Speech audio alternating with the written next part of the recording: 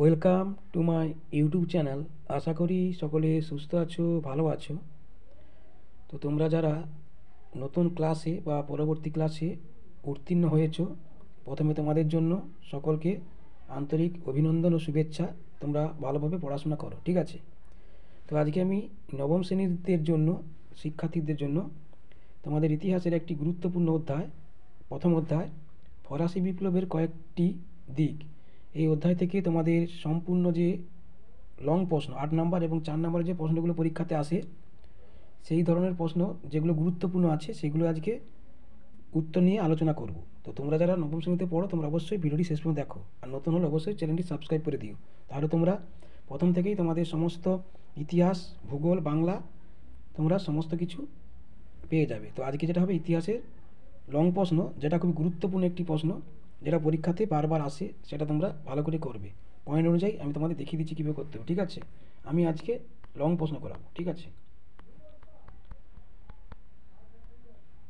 এই প্রশ্নটা পরীক্ষাতে তোমাদের হয় 8 নম্বর নয় 4 নম্বরে আসবেই আসবে, ঠিক আছে? প্রথম পরীক্ষাতে তোমাদের প্রথম পর্যায়ক্রমিক মূল্যায়নে তোমাদের এই প্রশ্নটা খুবই গুরুত্বপূর্ণ। তো সেটা হচ্ছে ফরাসি বিপ্লবের পেছনে দার্শনিকদের ভূমিকা বা অবদান। যে ফরাসি বিপ্লব যে হয়েছিল তার পিছনে দার্শনিকদের অবদান বা ভূমিকা কেমন ছিল। তো এই প্রশ্নটা খুবই গুরুত্বপূর্ণ। আমি তোমাদের শুধুমাত্র প্রশ্ন এবং উত্তরটি আলোচনা করব, ঠিক আছে? তো প্রথমে তোমরা, যেহেতু এটা লং প্রশ্ন, তার জন্য তোমাদের ভূমিকা দিতে হবে, ঠিক আছে?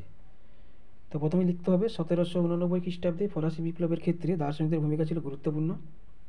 অষ্টাদশ শতকের দ্বিতীয়ার্ধে ফ্রান্সে পূর্ব রাজজাতের স্বৈরাচারী শাসনের ফলে সামাজিক, অর্থনৈতিক ও রাজনৈতিক যে অসন্তোষ তৈরি হয়েছিল, দার্শনিকরা তার বিরুদ্ধে তীব্র সমালোচনা করে পুরাতন ব্যবস্থার ভিত্তি নাড়িয়ে দিয়েছিলেন। নিম্নে ফরাসি বিপ্লবে দার্শনিকদের ভূমিকা আলোচনা করা হলো। তো আমি তোমাদের বলে রাখি, আমি তোমাদের এই অধ্যায় থেকে সেরকম কিছু বোঝাচ্ছি না, আমি শুধু প্রশ্ন উত্তর দেবো, ঠিক আছে? তোমাদের যখন স্কুলে পড়ানো হবে তোমরা সেখান থেকে বুঝে নেবে, কারণ বোঝাতে অনেক সময় লাগবে, তাই আমি তোমাদের শুধুমাত্র প্রশ্ন উত্তরগুলো দিয়ে দিচ্ছি। যদি অসুবিধা থাকে তোমরা বলবে, অবশ্যই আমি তোমাদের পয়েন্টটা বুঝিয়ে দেবো, যে পয়েন্টটা তোমরা বুঝতে পারবে না। তো এখানে তোমাদের মেন 1 নম্বর পয়েন্ট দিবে।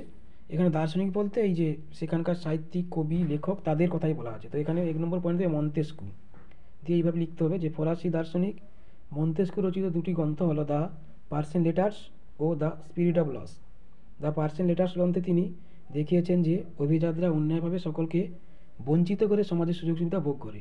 আবার দ্য স্পিরিট অফ লস গ্রন্থে তিনি রাজার ঈশ্বর প্রদত্ত ক্ষমতা ও স্বৈরাচারী শাসনের তীব্র সমালোচনা করেছেন। তো এইটা পয়েন্ট শেষ। এবারে পরে দিবে ভলতেয়ার। ভলতেয়ার ছিলেন একাধারে দার্শনিক, সাহিত্যিক ও কবি। তার রচিত বিখ্যাত গ্রন্থ হলো কাঁদিদ ও লেতর ফিলোজফি।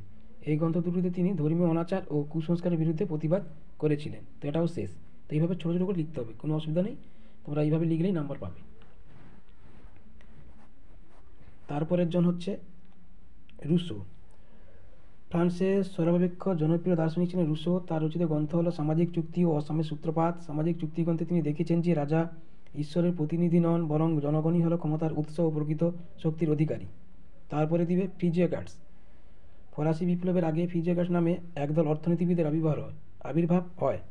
এরা অর্থনৈতিক ক্ষেত্রে সরকারি নিয়ন্ত্রণের পরিবর্তে অবাধ বাণিজ্য ও শিল্প বেসরকারীকরণের পক্ষপাতী ছিলেন। এই গোষ্ঠীর নেতা ছিলেন কুইসনে। তারপরের পয়েন্টটা হচ্ছে, দেখিয়ে দিচ্ছি তারপরের পয়েন্ট এইটা, এখানে পয়েন্টটা করে দেওয়া হয়নি, এইটা যে বিশ্বকোষ প্রণেতাগণ।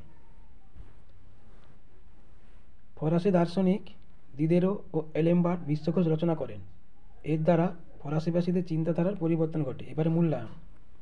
ফরাসি বিপ্লবের পেছনে ফরাসি দার্শনিকদের ভূমিকা নিয়ে ঐতিহাসিকদের মধ্যে মতপার্থক্য রয়েছে। তা সত্ত্বেও বলা যায় যে দার্শনিকরা ফরাসিবাসীদের মনে চেতনার প্রসার ঘটাতে সাহায্য করেছিল। এই হচ্ছে তোমাদের সম্পূর্ণ উত্তর। 4 নম্বরে আসলেও এটা লিখবে, 8 নম্বরে আসলেও এটাই লিখলেই হবে।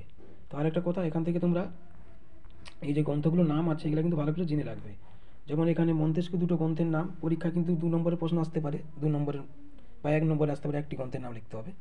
যেমন মন্তেস্কু দুটি গ্রন্থের নাম বলতে পারে, দ্য পার্সিয়ান লেটার্স ও স্পিরিট অফ লস। তারপর হচ্ছে ভলতেয়ারের দুটি গ্রন্থ, কাঁদিদ ও লেতর ফিলোজফিক। তারপর যে রুশো সামাজিক চুক্তি, যেটাকে ইংলিশে সোশ্যাল কন্ট্রাক্ট বলা হয়, ও অসমের সূত্রপাত, এই দুটি গ্রন্থ। তো তোমাদের এই গ্রন্থগুলোর নাম কিন্তু মনে রাখতে হবে। আর শর্ট প্রশ্ন 2 নম্বরে আসতে পারে ফ্রিজিয়াগার্ডস কারা, তখন তোমরা এই পয়েন্টটাই তুলে দিলে হবে, বা বিশ্বকোষ প্রণেতা কারা, এটা তুলে দিলেই হবে। তো এই হচ্ছে আমার আজকের আলোচনার বিষয়। তো পরবর্তী তোমাদের আরেকটি লং প্রশ্ন নিয়ে আলোচনা করবো, একসঙ্গে আমি দিচ্ছি না, তোমরা ধীরে ধীরে এইগুলো করো, ঠিক আছে? তো আজকের মতো থাক, সকলে ভালো থেকো, সুস্থ থেকো, ধন্যবাদ।